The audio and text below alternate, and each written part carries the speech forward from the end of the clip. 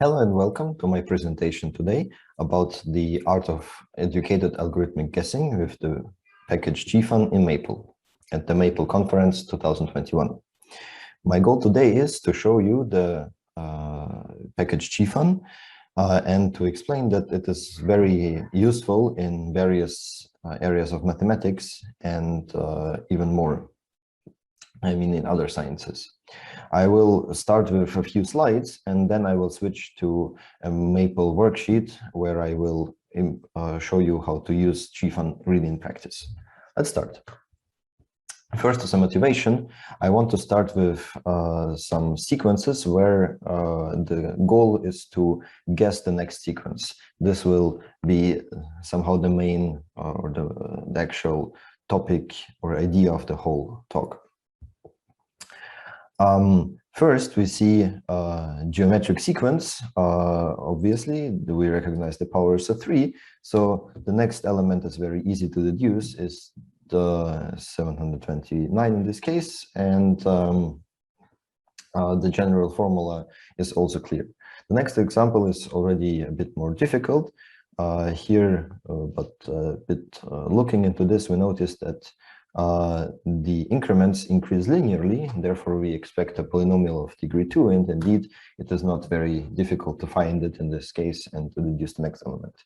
The next sequence we all know and recognize immediately as the Fibonacci numbers, defined by this very nice recursion, and the sequence now is surely familiar to many to all combinatorialists, and these are the Catalan numbers. Here I show you one of many explicit closed formulas for this, and also the next sequence element. And the final sequence is already probably much less known, but it plays a great important role in the proof of irrationality of the constant z of 3 by Apéry. And so this has the name the Apéry numbers. And the closed formula is this, and the next element can be also easily deduced if the closed formula is known. So my main message on this slide is that while these games of guessing the next element sometimes appear at IQ tests, they are actually easily nowadays solvable algorithmically.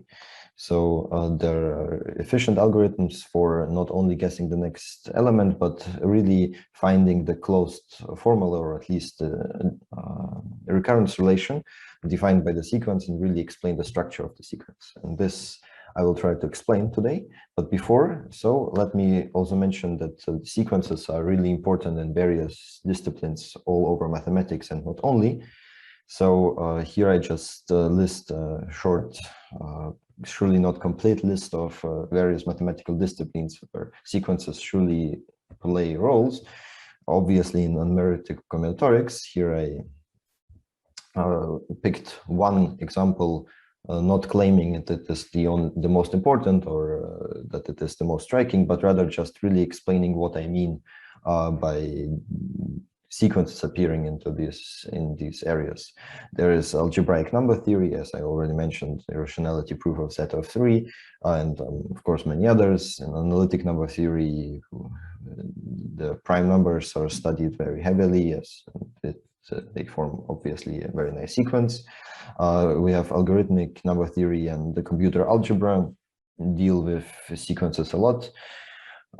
Algebraic geometry even has sequences incorporated, for example, when trying to count points on curves. There are very nice interconnections found using sequences, for example, the moonshine theory, which connected modular forms to such objects like the monster group, or the mirror symmetry of quintic threefolds, where the keyword is the instanton numbers. And actually, and I will talk about this later, there are also nice applications in other sciences, like for example in biology with the Clifford-Torres model. So let me now focus on a special class of sequences, which is, as you will see, very nice one in this application or in this world of sequences. A sequence is called p-recursive if it satisfies a linear recurrence relation with polynomial coefficients, so like something like this. And when looking at the generating function, we define the class of definite functions. This is equivalent of saying that the coefficient sequence is p-recursive, and the definite functions are those who satisfy such differential equations, linear differential equations with polynomial coefficients. And there are two very nice things about these sequences. First, they form a very large class. So, for example, all the sequences on my motivation slide, but of course, many more fit into this area, into this definition. And at the same time, these definitions have very nice properties. For example, we have closure properties like addition and multiplication, but also we have nice algorithms for dealing rigorously with these sequences. And clearly, we just need finite amount of data to store such a sequence as an object, because we need to store the initial values and these polynomials defining it. So, and of course, there exists a vast theory for such sequences and such functions. So humanity really knows what is going on, or more or less knows what is going on with these objects quite well. So my other main topic of this talk is the guess and proof approach, and due to the lack of time, I will mostly concentrate on the guess part, which is actually also the one which uses heavily Maple, so as we will see in a moment. So the guess and proof approach is very interconnected with experimental mathematics and propagated by George Pólya. So the idea is that we, in the mathematical reasoning, we first guess fact and then we prove it. And it turns out to be extremely fruitful, especially when using a computer. Moreover, p-recursive sequences and definite functions are, as turns out, ideal. It seems that they are ideal data structures for this approach, not only because many sequences fit into these definitions, but also because we have very efficient algorithms for dealing and for guessing in this case. So guessing is a very useful and powerful technique, because it often allows to finding a new structure in the given object. So imagine from some reason sequence, for example, coming from biology or number theory or any discipline, and just trying to find a linear recurrence relation with polynomial coefficients using guessing, it turns out to be very simple. And if can be found, the proof is usually standard techniques, and so that allows to looking at the problem from a new viewpoint. At the same time, guessing often allows finding simpler formulas, and I will show you an example in the Maple worksheet a bit sooner. So it often allows to simplify manners. And moreover, in Maple, we have the pleasure of having the package GFun, which allows for very efficient and easy manipulation and really guessing in practice in this area. So let me explain you a bit about the GFun package. So it was originally written by Bruno Salvi and Paul Zimmermann in 1992, and since then it is constantly improved. So you see it is next year turning 30.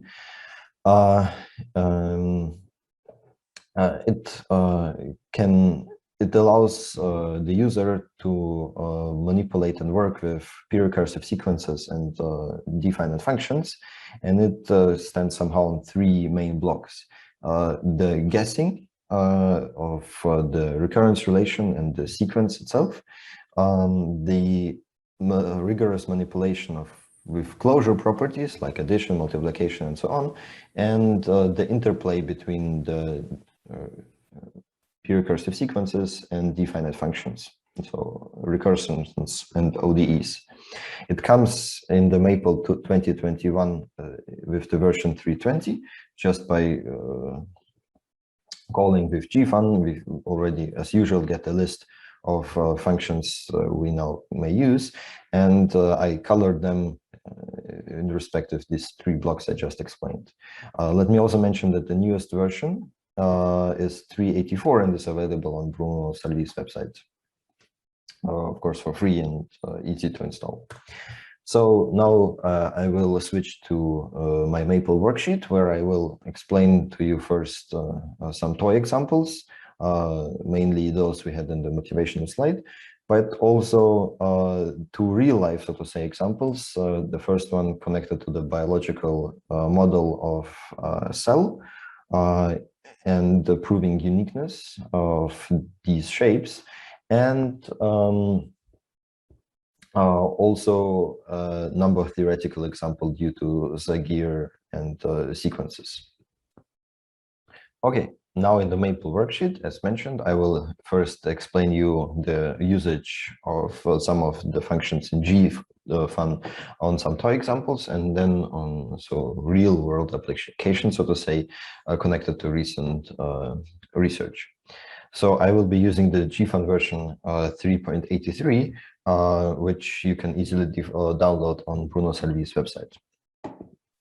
So first, I have prepared a same example as in the motivational slide, the first example, which are the powers of 3, to show you just probably the most important function we will be using today. This is this list to rec, and the procedure works as follows. The sequence we are interested, we save as a list. This is I do here, and so let me first run this. Oh, yes.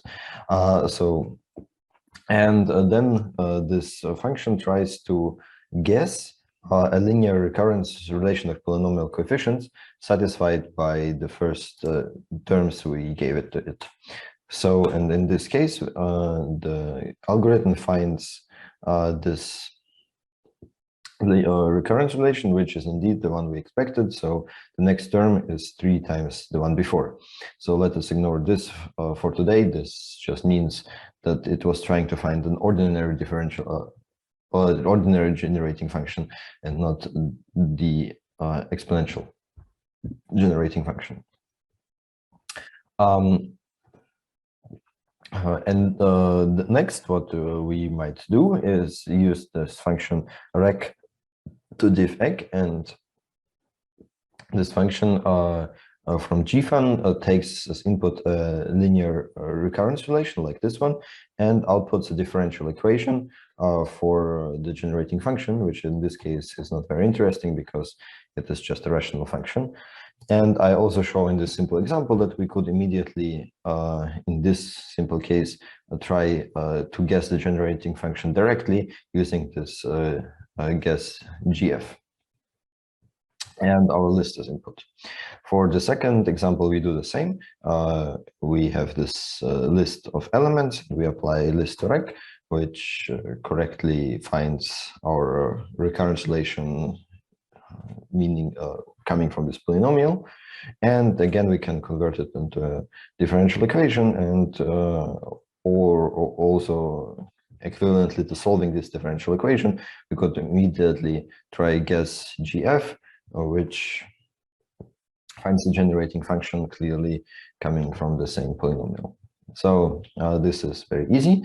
Also for the Catalan numbers, the same procedure works. List to rec with the first few elements finds the linear recurrence relation satisfied by the Catalan numbers. Notice it is of order 1, and also we can guess the generating function, and here it is. So the generating function of the Catalan numbers. Now let's go to some more difficult examples, which still are somehow toy examples. Here I show first the small a priori numbers. They are similar to a priori numbers on the slide.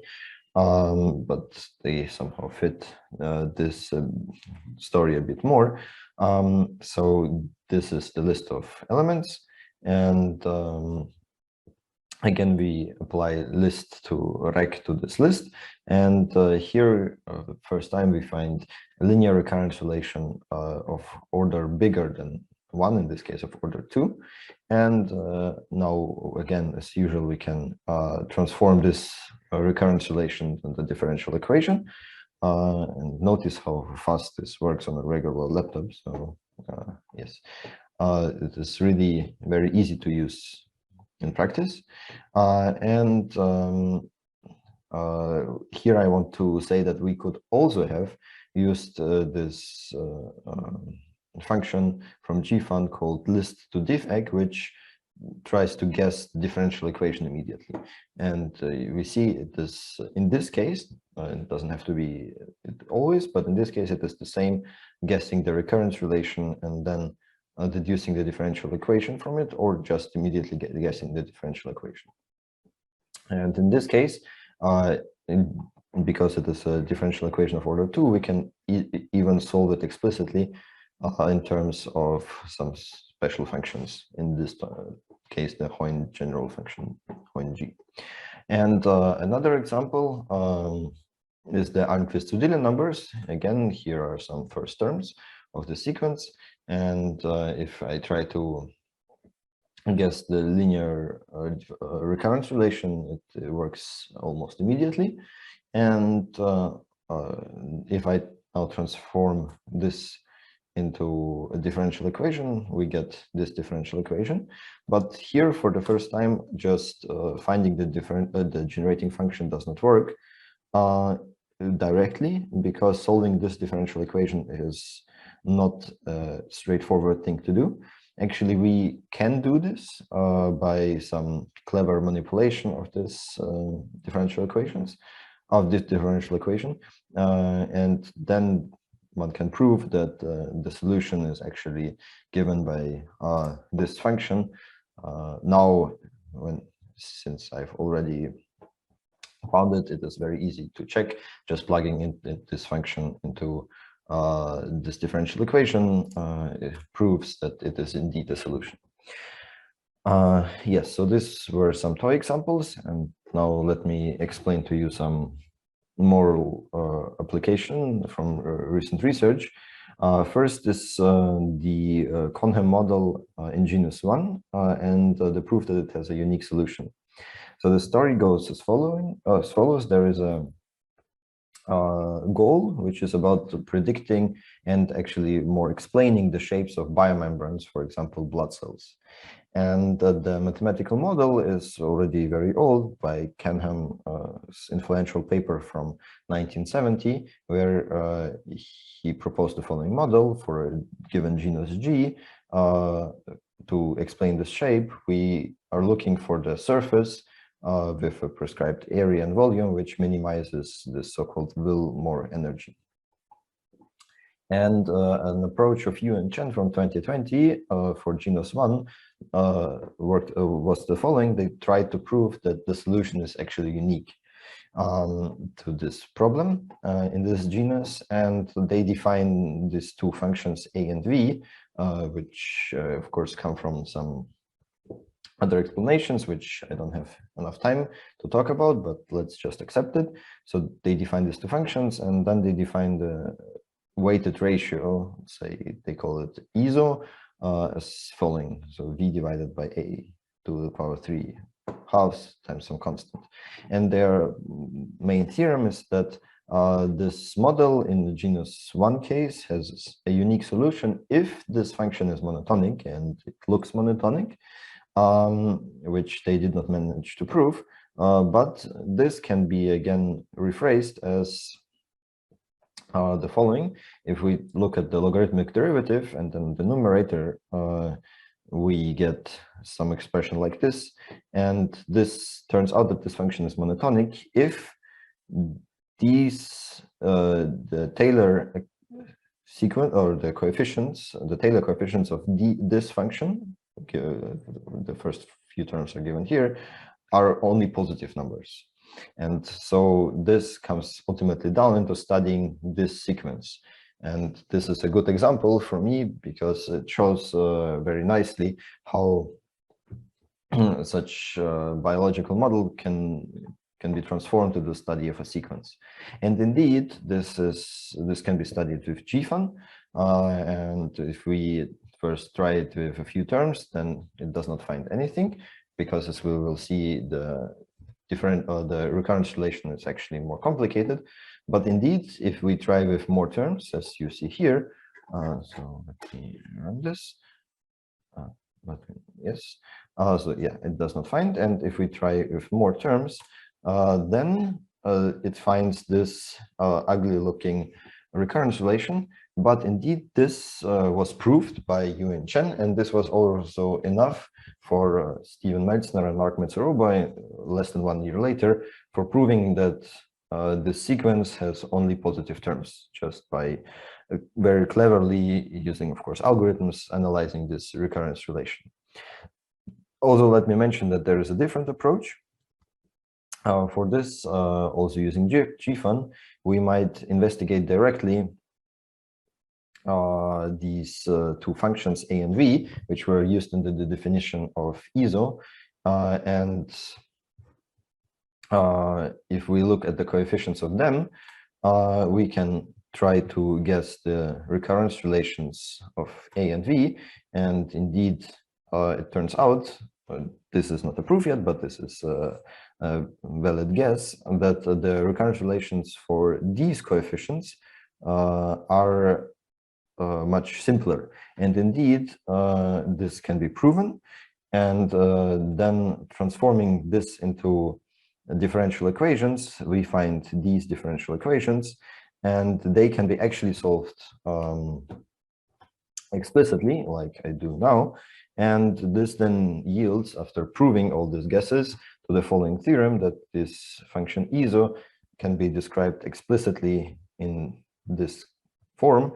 And this, in the end, leads to an elementary and short way for showing that ISO is monotonic.